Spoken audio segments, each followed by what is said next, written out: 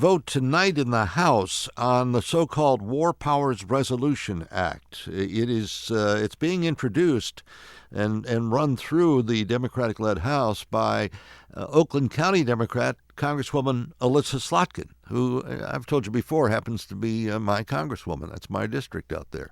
And she is the former CIA agent who served over in the Middle East. She has key knowledge that is helpful to her colleagues when it comes to understanding what's happening over there, obviously. And she is at the head of this War Powers Resolution vote initiative. This is not exactly applauded by everybody. The Michigan Rising Action Group is not excited about it. Executive Director of Michigan Rising Action is Tori Sachs, and let's get an idea what Michigan Rising Action thinks and what they want to do. Tori, good morning. Good morning, Frank. Thanks for having me. It's our pleasure. Well, great. I think it's important just to start out to know that this is not a serious resolution. It's more of a press release and a press statement that the Democrats have Elissa Slotkin leading on. Mm-hmm. But I would say that we need to remember that while Congresswoman Slotkin was serving in the Obama administration, she supported the deal that sent billions of dollars in cash to Iran, money that Iran said at the time could and would fund terrorism. And now that's who Pelosi has leading this, public PR disparaging of President Trump, who took decisive action that has kept Americans safe in the region. Just for the record, Iran didn't put it that way, though, that we're funding terrorism with this money, right? They wouldn't deny that it would be used for that. Yeah, well, they said it was going to be for military operations, I think.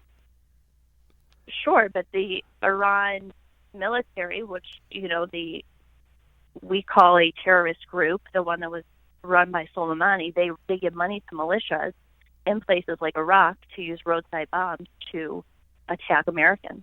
Exactly. And by the way, it's my understanding the use of those IEDs, the roadside explosives, is a war crime. Absolutely, it is, and it's attack on Americans. Just recently, our embassy was attacked in Iraq, an American died, and President Trump, stood up for him and said, "You will not kill Americans anymore." And I think, that's important. I think that's important for everyone who has family in the military to know that, they've joined the military to keep us safe, and President Trump is going to do everything he can to keep them safe. And I think that's very important. And I think it's a shame that, Pelosi and Slotkin are, using a PR stunt to try to attack the president for doing that. Mm-hmm. Well, God bless you for being willing to say so. I'll tell you that. What's the next step, though, in all of this? You make your stance known here, but in the House, Democrats are, of course, in the majority, and I think there's little doubt this War Powers Resolution vote is going to come through. I'm not sure it's going to have any big effect on the president, though, because you cannot completely tie a president's hands. He is our commander-in-chief. Sure. I think it's, not to get in the weeds on Washington, D.C. lingo. I'm also in the 8th District right now, so I don't understand it, like they do. But my understanding is that the current resolution is drafted as a concurrent resolution, which is not submitted to the president and thus does not have the force of law. So what they're doing today is really just a PR stunt. It's unfortunate, but I think what we need to do and what we need people back here in Michigan to do is to talk about why this is wrong, but also what about all the other things that our congressmen and women said that they were going to go to D.C. and do.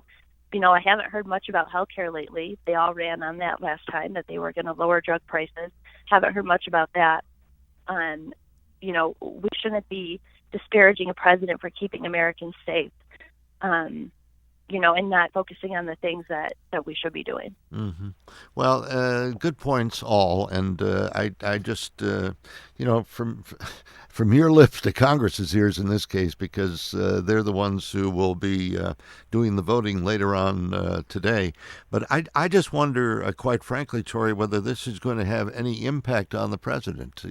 I don't want to go and do comparisons with, say, Barack Obama, but Barack Obama took out a radical cleric in Yemen who was an American citizen named al-Awlaki, okay, with a drone. He sent SEAL Team 6 over to Pakistan, to Abbottabad, to take out Osama bin Laden, to capture or kill him, and did that.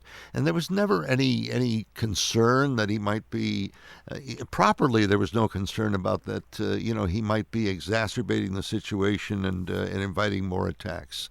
No, it was this person did this wrong, and they're paying the ultimate price for it. And it's the same thing with Soleimani, who has led so many of similar attacks. I mean, you can't point to probably one where he killed 3,000 people like bin Laden ordered on 9/11, but he still has been an evil man who has been responsible for the lives of Americans.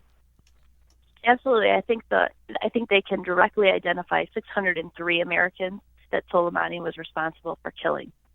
That is a terrorist. That is somebody who wants to kill Americans, who woke up every day and said, how can I kill Americans? And all of our Americans now who continue to fight for us are safer. Mm-hmm. Well, and he was designated a terrorist, I think, as far back as George W. Bush's administration. And that was followed by every president afterwards, including President Obama. So there we sit. Well, we'll see how this turns out tonight, what impact it has. And the bottom line is this does not have the force of law, right, Tori? That's the bottom line, Frank. All right. Thanks for joining us and keeping us up to date on that and staying on top of the issue for us, okay? Thank you, and we'll ask everyone to join us at MichiganRisingAction.org. Beautiful. Thank you. Tori Sachs, Executive Director of said group, Michigan Rising Action.